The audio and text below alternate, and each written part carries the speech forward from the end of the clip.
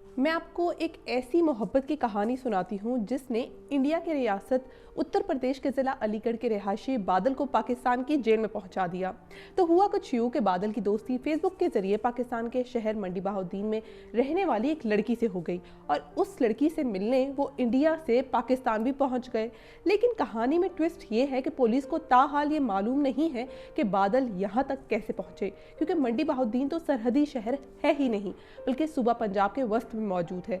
बादल जो अब पाकिस्तान में पुलिस की हिरासत में हैं, उन पर मंडी बहाउद्दीन में पुलिस की जानिब से एफआईआर दर्ज की गई है। एफआईआर के मुताबिक पुलिस को एक मुखबर से मालूम हुआ कि यहाँ एक इंडियन शहरी इलाका मोंग में रंग वाली फैक्ट्री के करीब मौजूद है और वो गैर कानूनी तौर पर रिहाइश पजीर हैं। दूसरी जानब इंडिया में मौजूद बादल के वालिदैन ने मकामी सहाफ़ी अजय कुमार को बताया कि उनके बेटे सिलाई का काम करते हैं और काम के सिलसिले में वो दिल्ली गए थे और फिर दिवाली से 15 दिन पहले वो वहाँ से कहीं और चले गए, लेकिन ये उन्हें भी नहीं मालूम कि वो किसके साथ गए।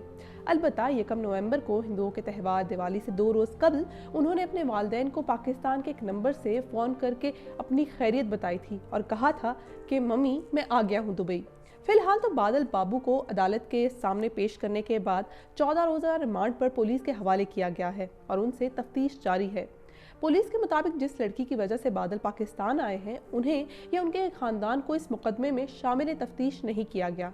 मोहब्बत की इस कहानी का अंजाम देखते हैं क्या निकलता है।